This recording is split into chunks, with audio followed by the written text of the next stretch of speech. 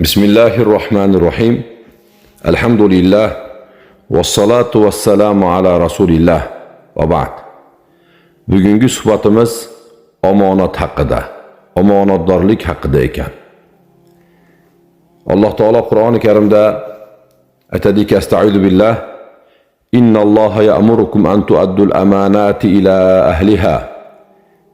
Albatta Alloh taolo sizlarni omonatlarni o'z egalariga topshirishga buyuradi deydi.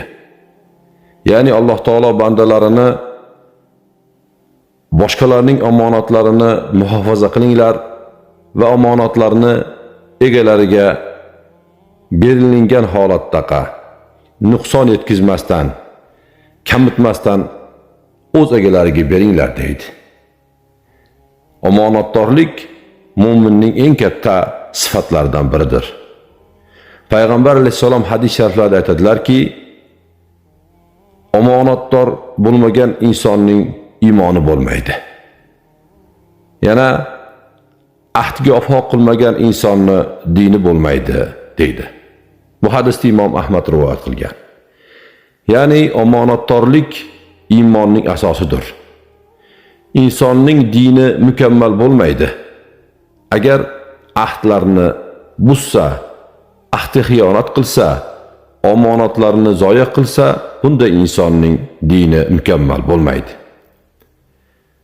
Omonatdorlik haqida Jaloliddin Rumiy aytadilarki, omonat bu faqatgina siz qo'lingiz bilan saqlab turadigan narsa emas.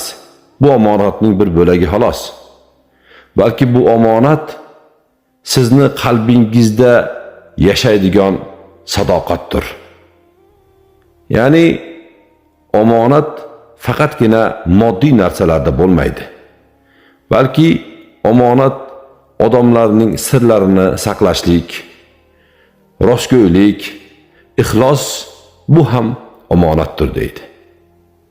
Yana salaf solihlardan Hazrati Ali ibn Abi Talib radhiyallohu anhu aytadilarki, omonatni sizga ishonib topshirgan odamga qaytarib topshiring, bering.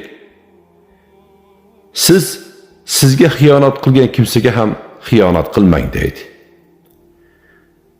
Ya'ni musulmon odam omonatni o'ziga xiyonat qilgan odamga ham qaytarib topshiradi.